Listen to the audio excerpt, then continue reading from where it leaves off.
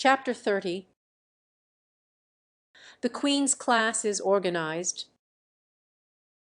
Marilla laid her knitting on her lap and leaned back in her chair. Her eyes were tired, and she thought vaguely that she must see about having her glasses changed the next time she went to town, for her eyes had grown tired very often of late. It was nearly dark, for the full November twilight had fallen around Green Gables, and the only light in the kitchen came from the dancing red flames in the stove. Anne was curled up Turk fashion on the hearth-thrug, gazing into that joyous glow where the sunshine of 100 summers was being distilled from the maple core wood. She had been reading, but her book had slipped to the floor, and now she was dreaming, with a smile on her parted lips. Glittering castles in Spain were shaping themselves out of the mists and rainbows of her lively fancy. Adventures wonderful and enthralling were happening to her in Cloudland, adventures that always turned out triumphantly and never involved her in scrapes like those of actual life. Marilla looked at her with a tenderness that would never have been suffered to reveal itself in any clearer light than that soft mingling of fireshine and shadow. The lesson of all of that should display itself easily in spoken word and open look was one Marilla could never learn. But she had learned to love this slim, gray-eyed girl with an affection all the deeper and stronger from its very undemantrous appentives. Her love made her afraid of being unduly indulgent, indeed. She had an uneasy feeling that it was rather sinful to set one's heart so intensely on any human creature as she had set hers on Anne, and perhaps she performed a sort of unconscious penance for this by being stricter and more critical than if the girl had been less dear to her. Certainly Anne herself had no idea how Marilla loved her. She sometimes thought wistfully that Marilla was very hard to please and distinctly lacking in sympathy and understanding. But she always checked the thought reproachfully, remembering what she owed to Marilla. "Anne," said Marilla abruptly, "Miss Stacy was here this afternoon when you were out with Diana," and came back from her other world with a start and a sigh. "Was she? Oh, I'm so sorry I wasn't in. Why didn't you call me, Marilla? Diana and I were only over in the haunted wood. It's lovely in the woods now. All the little wood things, the ferns and the satin leaves and the cracker beers have gone to sleep, just as if somebody had tucked them away until spring under a blanket of leaves. I think it was a little gray fairy with a rainbow scarf that came tiptoeing along the last moonlight night and did it. Diana wouldn't say much about that, though. Diana has never forgotten the scolding her mother gave her about imagining ghosts into the haunted wood. It had a very bad effect on Diana's imagination. It blighted it. Mrs. Lynde says Myrtle Bell is a blighted being. I asked Ruby Gillis why Myrtle was blighted, and Ruby said she guessed it was because her young man had gone back on her. Ruby Gillis thinks of nothing but young men, and the older she gets the worse she is. Young men are all very well in their place, but it doesn't do to drag them into everything, does it? Diana and I are thinking seriously of promising each other that we will never marry but be nice old maids and live together forever.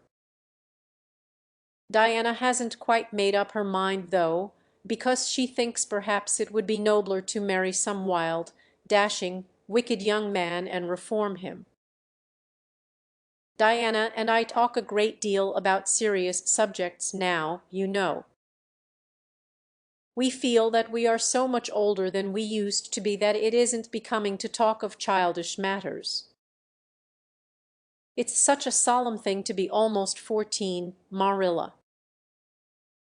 Miss Stacy took all us girls who are in our teens down to the brook last Wednesday and talked to us about it. She said we couldn't be too careful what habits we formed and what ideals we acquired in our teens, because by the time we were 20 our characters would be developed and the foundation laid for our whole future life. And she said if the foundation was shaky we could never build anything really worthwhile on it. Diana and I talked the matter over coming home from school. We felt extremely solemn, Marilla. And we decided that we would try to be very careful indeed, and form respectable habits and learn all we could and be as sensible as possible, so that by the time we were 20 our characters would be properly developed. It's perfectly appalling to think of being 20, Marilla. It sounds so frivolously old and grown up. But why was Miss Stacy here this afternoon? That is what I want to tell you, and if you'll ever give me a chance to get a word in edgewise. She was talking about you. About me, and looked rather scared. Then she flushed and exclaimed, "Oh, I know what she was saying. I meant to tell you, Marilla, honestly I did, but I forgot. Miss Stacy caught me reading Ben-Hur in school yesterday afternoon when I should have been studying my Canadian history. Jane Andrews lent it to me. I was reading it at dinner hour, and I had just got to the chariot race when school went in. I was simply wild to know how it turned out, although I felt sure Ben-Hur must win, because it wouldn't be poetical justice if he didn't, so I spread the history open on my desk lid and then tucked Ben-Hur between the desk and my knee. I just looked as if I were studying Canadian history, you know, while all the while I was reveling in Ben-Hur. I was so interested in it that I never noticed Miss Stacy coming down the aisle until all at once I just looked up, and there she was looking down at me so reproachful-like. I can't tell you how ashamed I felt, Marilla, especially when I heard Josie Pye giggling. Miss Stacy took Ben-Hur away, but she never said a word then. She kept me in at recess and talked to me. She said I had done very wrong in two respects. First, I was wasting the time I ought to have put on my studies, and secondly, I was deceiving my teacher in trying to make it appear I was reading a history when it was a story book instead.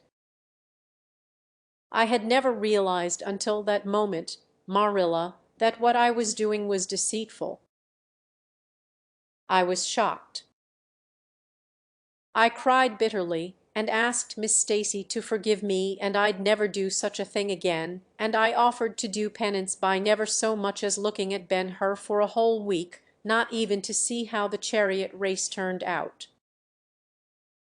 But Miss Stacy said she wouldn't require that, and she forgave me freely. So I think it wasn't very kind of her to come up here to you about it after all. Miss Stacy never mentioned such a thing to me, Anne, and it's only your guilty conscience that's the matter with you. You have no business to be taking story books to school.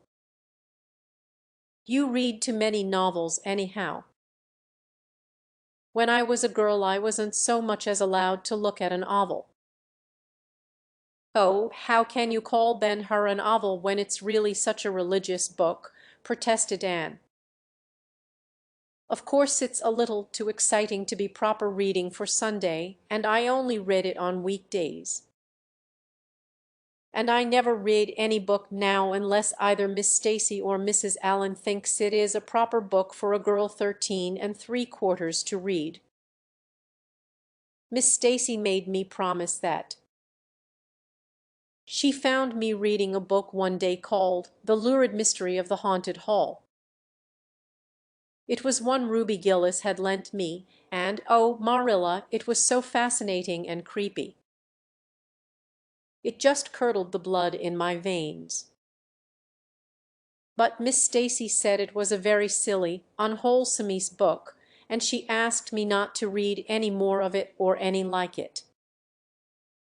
I didn't mind promising not to read any more like it, but it was agonizing to give back that book without knowing how it turned out. But my love for Miss Stacy stood the test, and I did. It's really wonderful, Marilla, what you can do when you are truly anxious to please a certain person. Well, I guess I'll light the lamp and get to work, said Marilla. I see plainly that you don't want to hear what Miss Stacy had to say. You're more interested in the sound of your own tongue than in anything else. Oh, indeed, Marilla, I do want to hear it, cried Anne contritely. I won't say another word, not one. I know I talk too much, but I am really trying to overcome it, and although I say far too much, yet if you only knew how many things I want to say and don't, you'd give me some credit for it. Please tell me, Marilla. Well, Miss Stacy wants to organize a class among her advanced students who mean to study for the entrance examination into Queen's. She intends to give them extra lessons for an hour after school. And she came to ask Matthew and me if we would like to have you join it. What do you think about it yourself, Anne? Would you like to go to Queen's and pass for a teacher? Oh, Marilla, Anne straight and to her knees and clasped her hands. It's been the dream of my life, that is, for the last 6 months, ever since Ruby and Jane began to talk of studying for the entrance. But I didn't say anything about it, because I supposed it would be perfectly useless. I'd love to be a teacher. But won't it be dreadfully expensive? Mr. Andrews says it cost him $150 to put Prissy through, and Prissy wasn't a dunce in geometry. I guess you needn't worry about that part of it. When Matthew and I took you to bring up, we resolved we would do the best we could for you and give you a good education. I believe in a girl being fitted to earn her own living whether she ever has to or not. You'll always have a home at Green Gables as long as Matthew and I are here, but nobody knows what is going to happen in this uncertain world, and it's just as well to be prepared. So you can join the Queen's class if you like, Anne. Oh, Marilla, thank you. Anne flung her arms about Marilla's waist and looked up earnestly into her face. I'm extremely grateful to you and Matthew. And I'll study as hard as I can and do my very best to be a credit to you. I warn you not to expect much in geometry, but I think I can hold my own in anything else if I work hard. I dare say you'll get along well enough. Miss Stacy says you are bright and diligent. Not for worlds would Marilla have told Anne just what Miss Stacy had said about her. That would have been to pamper vanity. You needn't rush to any extreme of killing yourself over your books. There is no hurry. You won't be ready to try the entrance for a year and a half yet. But it's well to begin in time and be thoroughly grounded, Miss Stacy says. I shall take more interest than ever in my studies now, said Anne blissfully, because I have a purpose in life. Mr. Allen says everybody should have a purpose in life and pursue it faithfully. Only he says we must first make sure that it is a worthy purpose. I would call it a worthy purpose to want to be a teacher like Miss Stacy, wouldn't you, Marilla? I think it's a very noble profession." The Queen's class was organized in due time. Gilbert Blythe, Anne Shirley, Ruby Gillis, Jane Andrews, Josie Pye, Charlie Sloane, and Moody Spurgeon Macpherson joined it. Diana Barry did not, as her parents did not intend to send her to Queen's. This seemed nothing short of a calamity to Anne. Never, since the night on which Minnie May had had the croup, had she and Diana been separated in anything. On the evening when the Queen's class first remained in school for the extra lessons and Anne saw Diana go slowly out with the others, to walk home alone through the birch path and violet vale, it was all the former could do to keep her seat and refrain from rushing impulsively after her chum.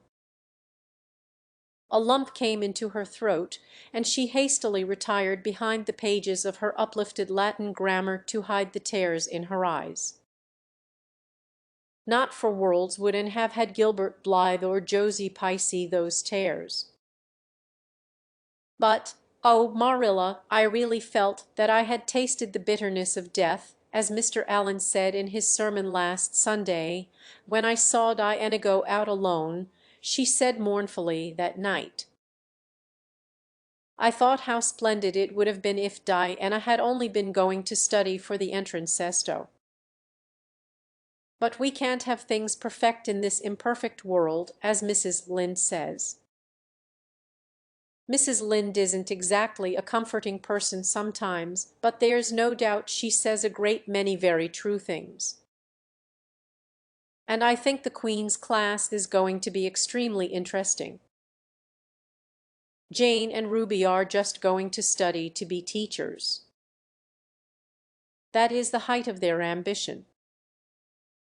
Ruby says she will only teach for 2 years after she gets through, and then she intends to be married. Jane says she will devote her whole life to teaching, and never, never marry, because you are paid a salary for teaching, but a husband won't pay you anything, and growls if you ask for a share in the egg and butter money.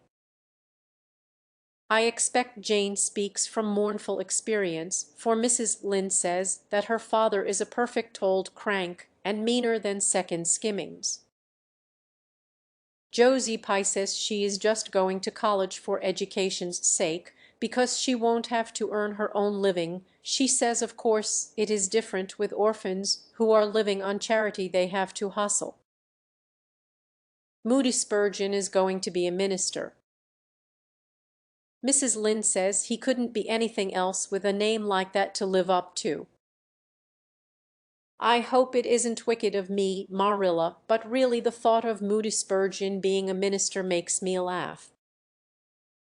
He's such a funny-looking boy with that big fat face, and his little blue eyes and his ears sticking out like flaps. But perhaps he will be more intellectual-looking when he grows up. Charlie Sloane says he's going to go into politics and be a member of Parliament, but Mrs. Lynde says he'll never succeed at that because the Sloanes are all honest people, and it's only rascals that get on in politics nowadays. What is Gilbert Blythe going to be? Queried Marilla, seeing that Anne was opening her Caesar. I don't happen to know what Gilbert Blythe's ambition in life is, if he has any, said Anne scornfully. There was open rivalry between Gilbert and Anne now. Previously the rivalry had been rather one-sided, but there was no longer any doubt that Gilbert was as determined to be first in class as Anne was. He was a foeman worthy of her steel. The other members of the class tacitly acknowledged their superiority and never dreamed of trying to compete with them. Since the day by the pond when she had refused to listen to his plea for forgiveness, Gilbert, save for the aforesaid determined rivalry, had evinced no recognition whatever of the existence of Anne Shirley. He talked and jested with the other girls, exchanged books and puzzles with them, discussed lessons and plans, sometimes walked home with one or the other of them from prayer meeting or debating club. And surely he simply ignored, and found out that it is not pleasant to be ignored. It was in vain that she told herself with a toss of her head that she did not care. Deep down in her wayward, feminine little heart she knew that she did care, and that if she had that chance of the Lake of Shining Waters again she would answer very differently. All at once, as it seemed, and to her secret dismay, she found that the old resentment she had cherished against him was gone just when she most needed its sustaining power. It was in vain that she recalled every incident and emotion of that memorable occasion and tried to feel the old satisfying anger. That day by the pond had witnessed its last spasmodic flicker, and realized that she had forgiven and forgotten without knowing it. But it was too late.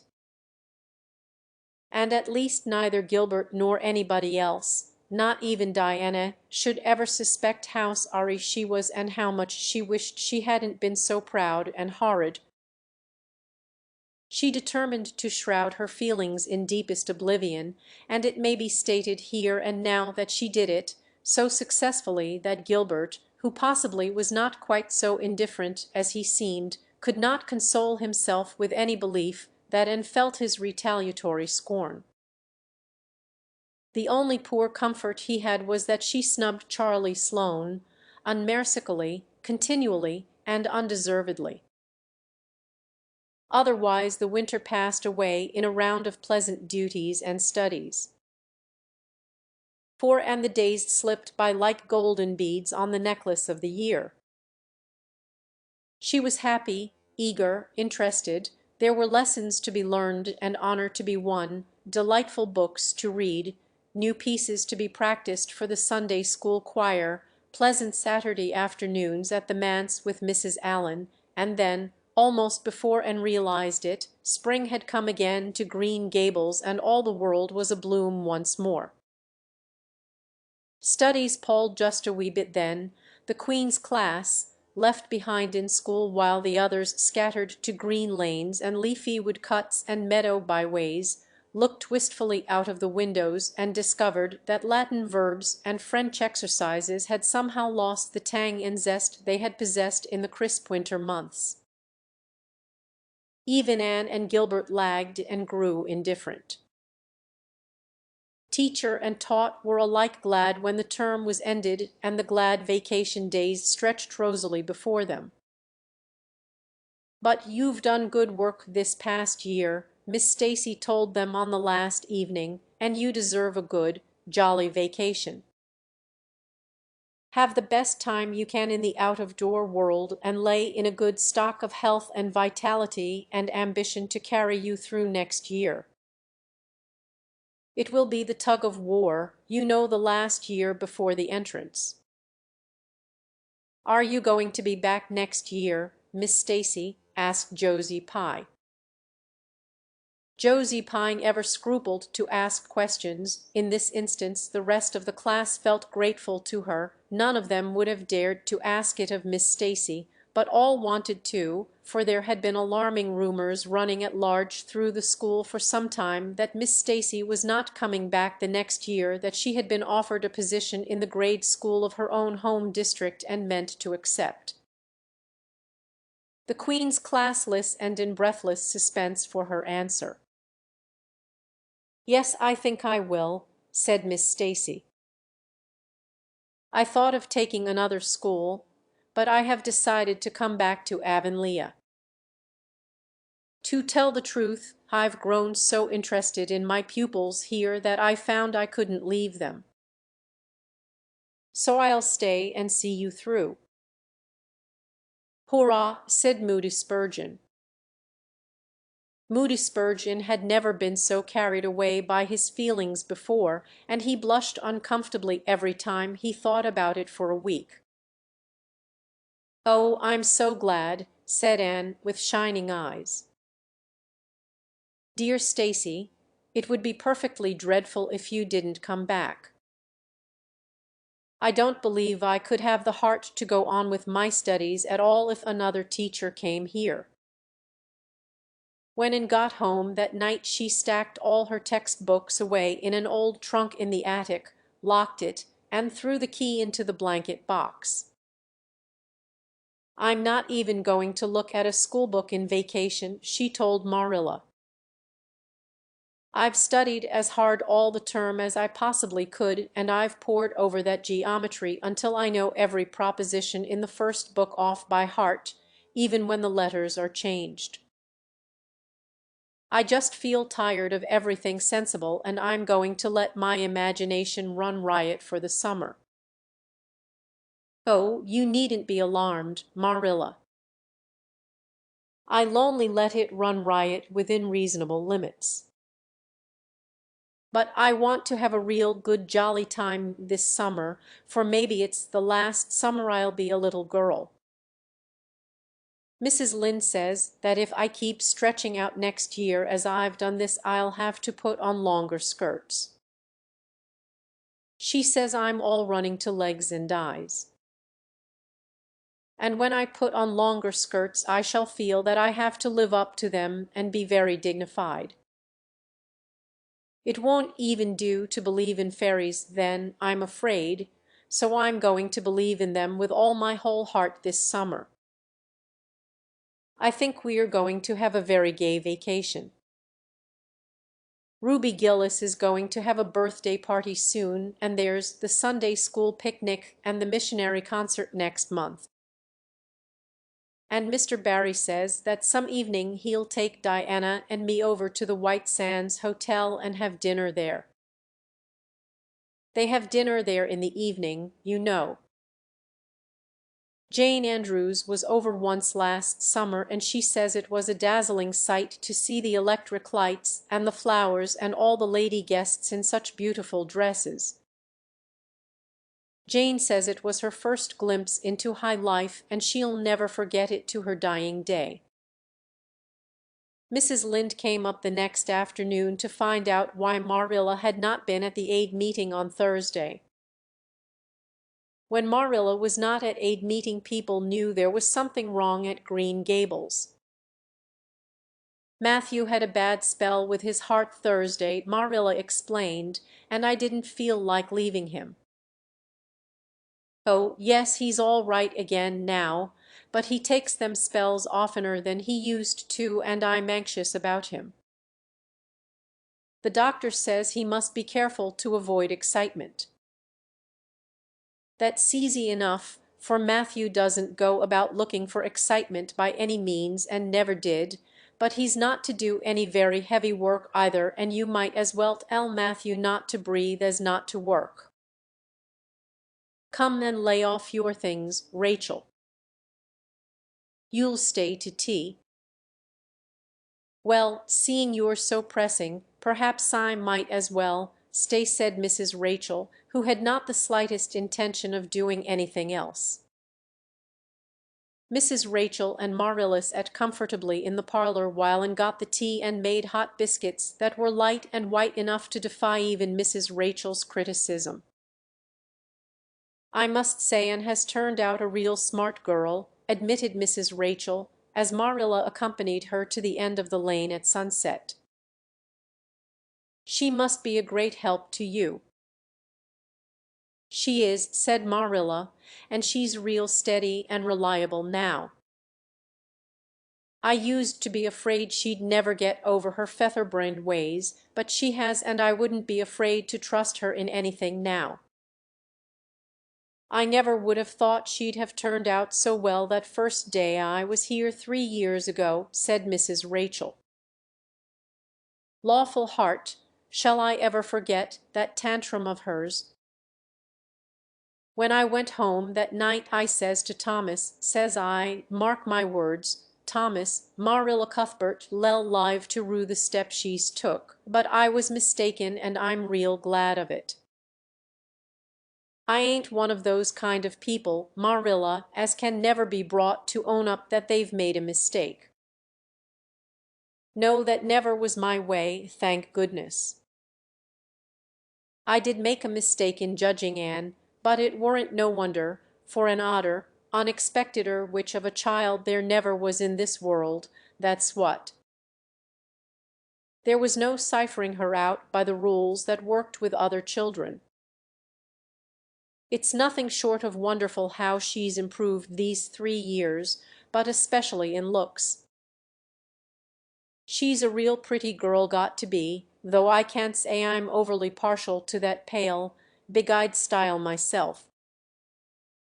I like more snap and color, like Diana Barry has or Ruby Gillis.